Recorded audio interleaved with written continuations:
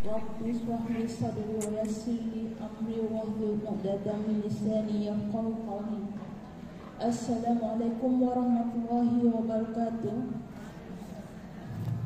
Bersyukur kita kehadrat Ilahi kerana dengan izinnya kita semua boleh berkumpul pada pagi ini.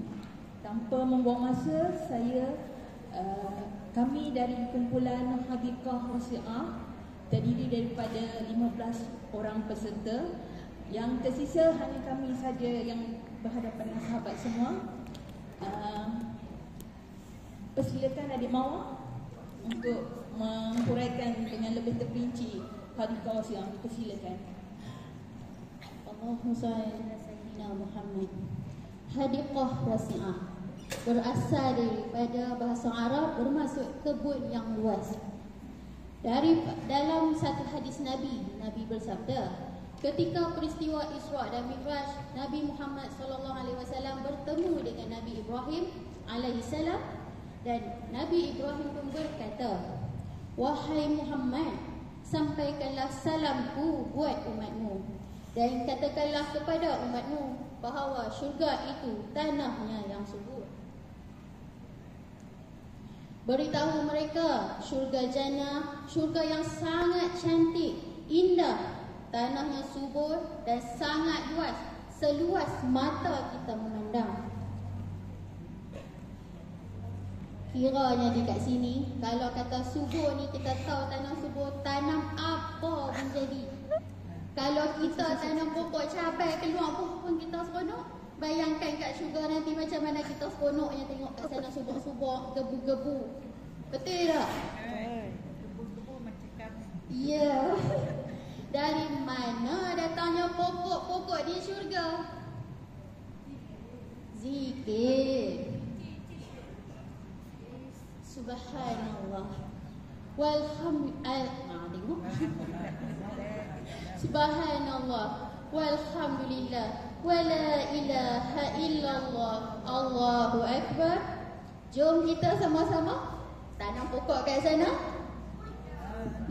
Subhanallah walhamdulillah wala ilaha illallah wallahu akbar. Subhanallah walhamdulillah wala ilaha illallah wallahu akbar.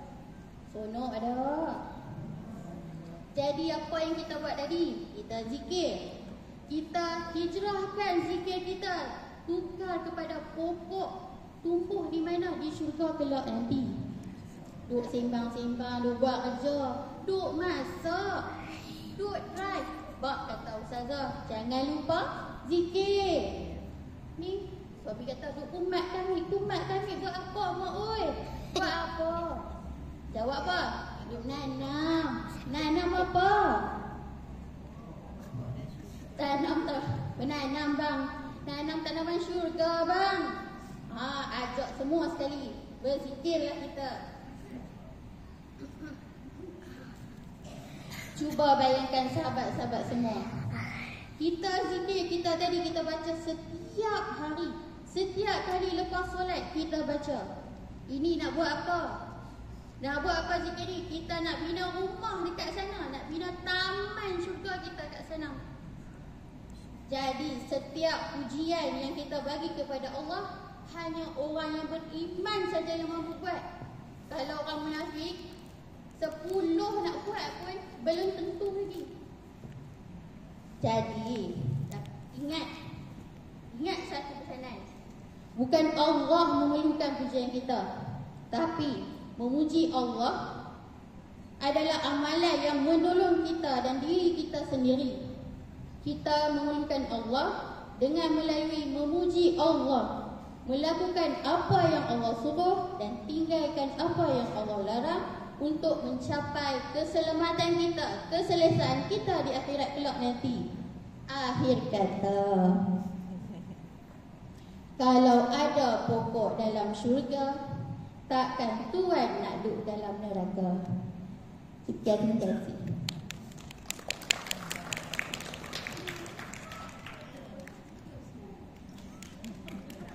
Alhamdulillahirabbil alamin.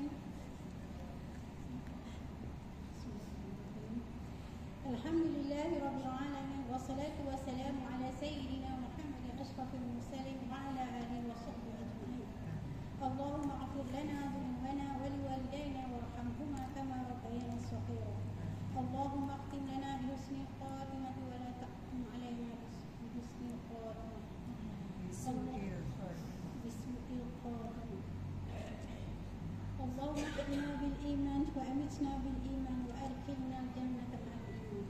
اللهم إنا نسألك سلامة في الدين وعافية في الجسد وزيادة في العلم وبركة في الرزق وتوبة قبل الموت ورحمة عند الموت ومغفرة بعد الموت. اللهم حول علينا في سكرات الموت والنجاة من النار وعند الحساب. ربنا لا تزغ قلوبنا بعد إذ هديتنا وهب لنا من لدنك رحمة إنك أنت الوهاب. ربنا آتنا في الدنيا حسنة وفي الآخرة حسنة وقنا عذاب النار. وصلى الله على سيدنا محمد وعلى آله وصحبه وسلم والحمد لله رب العالمين. اللهم ارحمنا بالقرآن واجعله لنا إماما ونورا وهدى ورحمة. اللهم ذكرنا منه ما نسينا وعلمنا منه ما جهلنا وارزقنا تلاوته آناء الليل وطرف النهار واجعله لنا حجة يا رب العالمين.